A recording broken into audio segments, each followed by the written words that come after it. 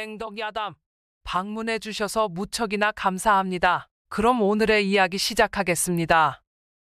옛날 어느 마을에 장사로 재물을 모아 남부럽지 않게 살고 있는 김상수라는 시전상인이 살고 있었다. 김상수는 보부상을 여러 거느리며 전국적으로 장사를 하고 있었고 장사 수완과 처세가 좋아 권세가 있는 양반이며 관료까지 연줄이 닿지 않는 곳이 없었다.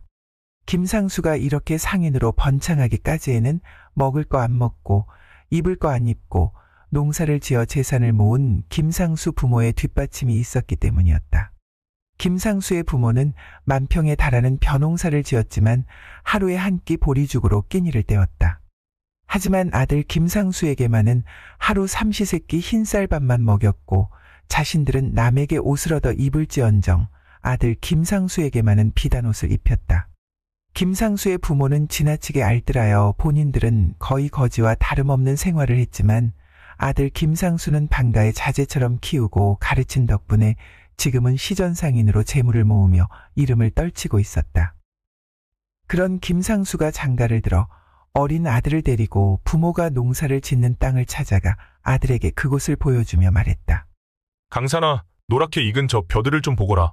경이롭기까지 하지 않느냐? 예, 아버님. 바람이 불어오면 저 벼들이 황금빛을 일으키니 마치 황금이 가득한 땅으로 보입니다. 역시 너는 나를 닮아서 보는 눈이 정확하구나.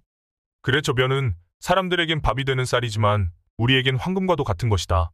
저 벼들이 황금빛을 띌 때면 너는 돈을 거둬들이는 시기가 왔구나. 이렇게 생각하면 된단다. 우리가 팔고 있는 많은 물건들 중에 가장 귀한 것이 네가 지금 보고 있는 저 황금쌀이란다. 벼를 수확하기 전까지는 무슨 일이 있어도 한 달에 한 번은 이곳에 와서 저 벼들의 상태를 확인해야 하느니라. 이 아비의 말을 명심하거라. 예, 아버님 명심하겠습니다. 이제 할아버지 할머니께 인사드리러 가실 거죠? 아니다. 오늘은 너에게 이곳을 보여주고 가르치기 위해 온 것이니 할아버지 할머니께 문안 인사는 나중에 드리도록 하자꾸나. 아버님, 할아버지 할머니 뵌 지도 벌써 3년이 지났습니다. 여기까지 온 김에 뵙고 가면 안 될까요? 소자는 할아버지 할머니가 뵙고 싶습니다. 할아버지 할머니께 드릴 약과도 챙겨왔으니 이것만이라도 전해드리고 가면 안 될까요? 강산아, 상인에게 제일 귀한 것은 시간이다. 상인에게 시간은 돈과 같은 것인데 그런 사사로운 일에 돈을 쓸 수 없지 않겠느냐? 아버님, 오늘 한 번만 그 귀한 돈을 저를 위해 써주십시오. 약과만 전해드리고 금방 돌아가면 되지 않겠습니까? 그래, 네가 그리 청하니 오늘은 그리하도록 하자꾸나. 강산이의 간곡한 부탁에 김상수는 마지못해 부모가 살고 있는 집으로 향했다. 김상수의 부모는 낡은 초가집에 살고 있었다. 강산이가 조부모의 낡은 집을 보고는 아비 김상수에게 물었다. 아버지, 왜 할아버지 할머니는 다 쓰러져 가고 있는 집에 살고 계세요? 우리 집에 빈 방도 많이 있는데 집으로 모시고 와서 살면 좋겠어요. 저 집이 무너져 할아버지 할머니가 다치실까 염려가 됩니다. 우리 강산이 심성이 이리 착하니 아비가 걱정이 되는구나. 강산아, 저 집은 쓰러지지 않으니 걱정 말아라. 네 할아버지는 이 집을 너무 좋아하신단다. 그리고 손재주도 너무너무 좋으셔서 저 집이 쓰러질 것 같으면 고치고 또 고치고를 반복하며 몇십 년째 계속 살고 계시지.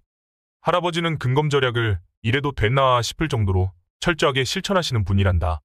아, 그런 거군요. 우리 할아버지는 정말 대단하신 것 같아요. 책에서 읽던 군자의 덕목을 가지고 계시니 농민이신 할아버지가 군자이신가 봐요. 강산아, 군자라는 말은 우리 같은 평민에게 쓰는 말이 아니란다. 그저 네 할아버지는 본인이 좋아서 저리 사시는 거지 군자라서 저리 사시는 것이 아니야.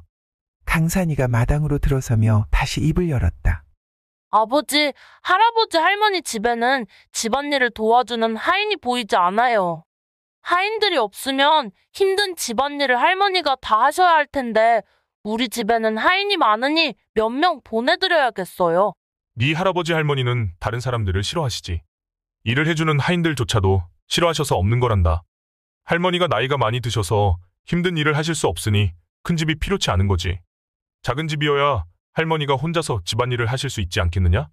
이 집은 할아버지 할머니가 좋아서 사시는 집이란다. 그러니 너는 보이는 것이 전부가 아니란 것을 알았으면 좋겠구나. 예, 아버님. 제가 배움이 짧아 깊은 뜻을 알아차리지 못한 것이 부끄럽습니다. 너무 자책 말거라. 이 아비가 다 가르쳐 줄 것이니 너는 아비만 잘 보고 따르면 된단다. 강산이가 할아버지 할머니를 부르며 들어가자 조모가 반가운 목소리로 강산이와 아들 김상수를 맞이했다. 아이고, 해가 서쪽에서 떴나. 어인일로 여기까지 온 거야. 미리 연통을 줬으면 쌀밥이라도 지어 놓았을 텐데. 내 금방 쌀을 빌려와 밥을 지어줄 터이니 잠시만 기다리거라. 어머니 괜찮아요. 인사만 드리고 곧 올라가 봐야 해서요. 강산이가 드릴 것이 있다 하여 바쁜 시간 잠시나마 들린 것이니 신경 쓰지 않으셔도 돼요. 아범아, 내 아버지가 아프시다고 연통을 넣은 게 언제인데 이제서야 와놓고서 바로 가야 한다니. 너무 야속한 말이구나. 어머니, 저는 매일매일을 골머리 썩는 일들로 머리가 아프면서 살아요. 제가 매일 머리가 아프다고 아버지 어머니께 연통을 드리지는 않잖아요. 사람이 아프기도 하면서 사는 것이 당연한 건데 그때마다 그렇게 호들갑을 떠시면 제가 어떻게 일을 할 수가 있겠어요.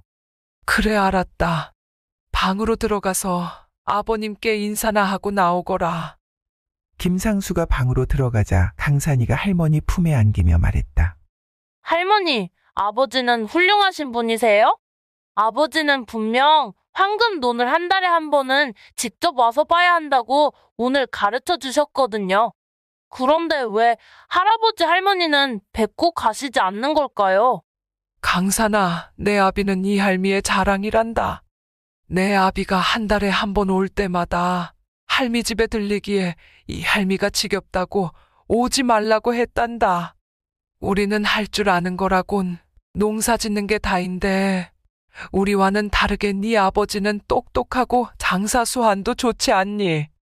그런 훌륭한 아들이 있다는 것만으로도 네 할아버지와 이 할미는 웃으며 산단다.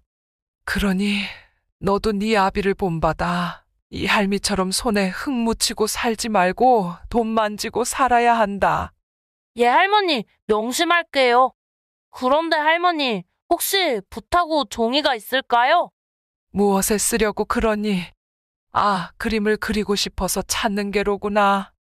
붓하고 종이는 없지만 얇게 다듬어 놓은 숯하고 흰 천이 있으니 그것으로 그리면 놀아라. 예, 할머니, 쓸 수 있는 것이면 됩니다. 강산이의 할머니가 얇게 다듬어진 숯과 흰 천을 가져다 주자 강산이는 무언가를 적기 시작했다.